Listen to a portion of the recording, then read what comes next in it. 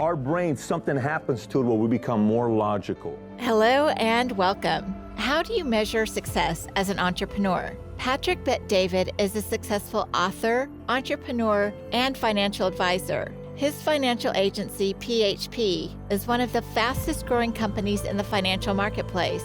What are my next moves? What do I take place here? Here's the reality of it that everybody has to understand. Patrick also created and founded his media brand, Valuetainment, which has been referred to as the best channel for entrepreneurs. Patrick believes measuring success is not one-dimensional, it's multidimensional.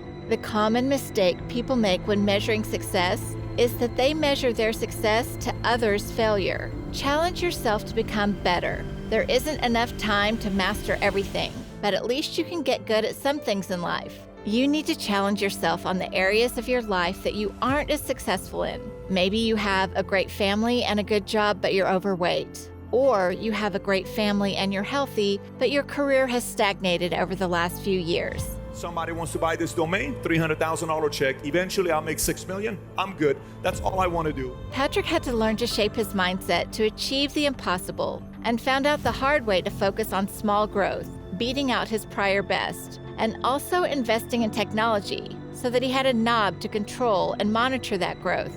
To be successful, you have to outwork, out-improve, and outlast the competition. Challenge yourself to improve in areas where you know you could be stronger. If you put in the hard work, you'll learn that success is not what you have, but who you are. One day you're gonna look up and people are gonna look at you as an example of somebody who was tough enough to go through the difficult times, and now they're a leader winning big, and they one day wanna be just like you.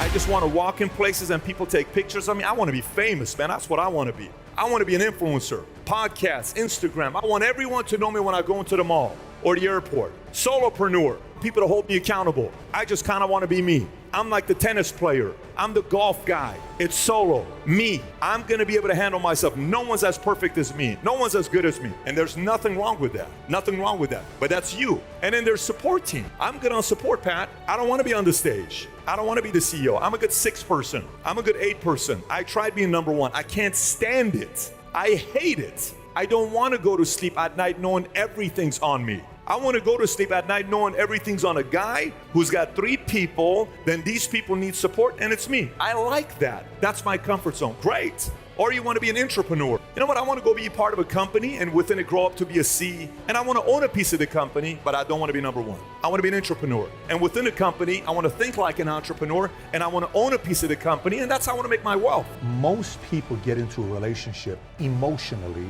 and then after the emotions are gone, because you have to make some real logical decisions, then you start realizing how important logical decisions are, and then you bring it into the table of relationship. Then she's like, wait a minute, I thought you loved me. And it's too late because right. You've managed expectations the wrong way. So for me, when I was single and I thought I knew what kind of a girl I was looking for, what kind of a woman I was looking for, I was clueless. And I read a book, 101 Questions to Ask Before You Get Engaged, and I got clear. It got very clear to me logically who I wanted to be with, and emotionally. If you do business with anybody and you can sit up front and manage expectations with anybody that you're gonna have a relationship with, friend, business, investors, anybody, and you tell them right up front where you're gonna be at, you will gain so much respect from them long term, and you won't have to have that logical conversation with them 6, 12, 24 months from now. That helped me save a lot of the relationships at a time where I was clueless about what it was to be a CEO. I think sometimes we want an easy life. I think sometimes we want everybody to love us and buy from us, and it's so easy, it's so great, it's all this other. My ex cheated on me, my ex did this, and this person did this, and my friend did this, and my boss, oh my gosh, this is why I'm losing.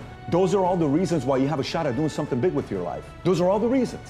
Those are all the reasons why you can use as an ammunition to say, boom, world, I'm coming. I'm gonna do something big with my life. And no one expects it. So rather than looking at some of these tough times that you may be going through today and that you will be going through in the future, because depending on whatever age you are, you go from going to birthdays, to going to weddings, to going to birthday, kids being born, to going to kids' birthday parties, then you go to funerals. No matter what, we're all going to funerals eventually if you haven't already started going to funerals. That's called life. And the sooner you anticipate tough times, and the sooner you overcome every single one of these tough times, that you think you're the only one that's going through it, one day you're gonna look up and people are gonna look at you as an example of somebody who was tough enough to go through the difficult times, and now they're a leader winning big, and they one day wanna be just like you. In bodybuilding, you'll learn areas you miss out on, which is what? Most people don't do legs. You know, Arnold at the beginning stages of his career, he would take pictures in the water because, you know, he didn't want to show his calves. So he would always do thighs because he had the thighs, but he didn't have the calves. So I'm doing a pose with the,